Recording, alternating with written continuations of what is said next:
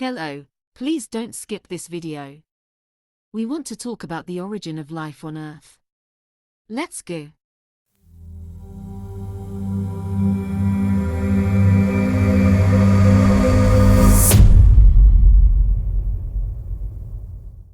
Earth formed around 4.6 billion years ago, and for hundreds of millions of years, its surface was extremely hot and heavily bombarded by comets and asteroids.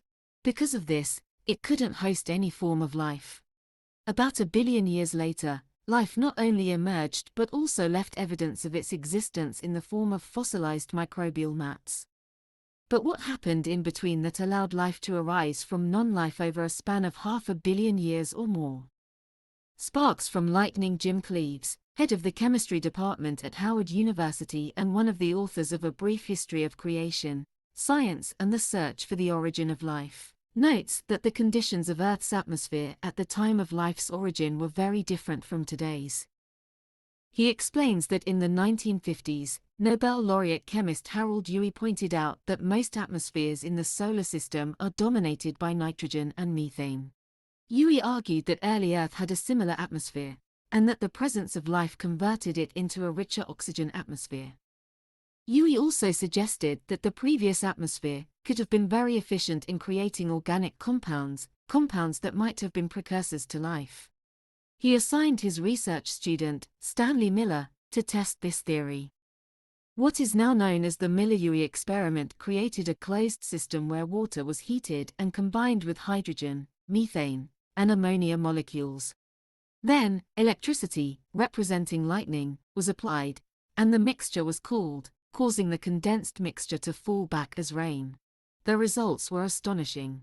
Within a week, the experimental ocean turned reddish-brown due to the creation of amino acids or the building blocks of life.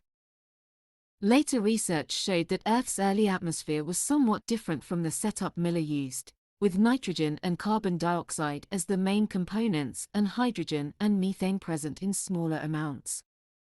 The principles Miller supported remain generally correct, but lightning, combined with asteroid impacts and ultraviolet radiation from the sun, produces hydrogen cyanide, which then reacts with iron brought up from Earth's crust by water to form chemicals like sugars. These chemicals may have combined to form strands of ribonucleic acid, RNA, a key component of life that stores information. At some point, RNA molecules began to replicate themselves, and life became possible. How did these RNA molecules transform into complex cellular structures surrounded by protective membranes? The key to this might lie in coacervates, droplets containing proteins and nucleic acids that combined their components together like cells, but without using a membrane. Several researchers have hypothesized that such droplets acted as precursors to cells, concentrating early RNA and other organic compounds. Life came from space to Earth. According to another theory, amino acids and other essential building blocks of life, such as carbon and water, may have been brought to early Earth from space. It has been observed that comets and asteroids contain some of the same organic components found in life, and their early bombardment of Earth may have increased the availability of amino acids. Jack Szostak, a Nobel Prize-winning chemist from the University of Chicago, suggests that asteroid and comet impacts were almost certainly integrated.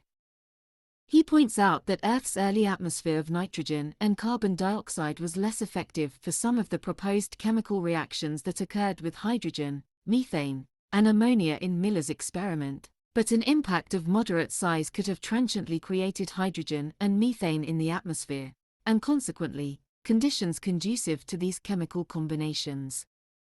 Hidden in Earth's oceans. Another theory proposes that life may have begun deep in the oceans, around hydrothermal vents on the seafloor. However, Szostak dismisses this hypothesis.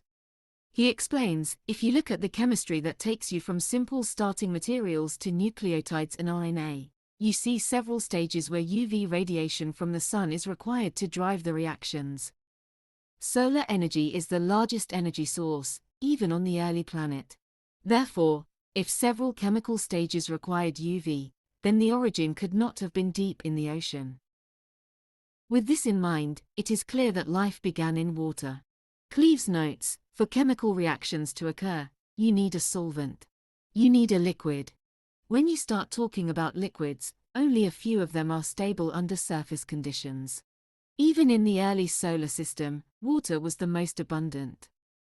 Szostak's argument is that it is far more likely that life originated on the surface, probably in shallow pools or in environments similar to hot springs, the type of environment common around impact sites or volcanic areas. In fact, extensive volcanic activity may have played a significant role in the emergence of life, particularly by generating large amounts of local lightning.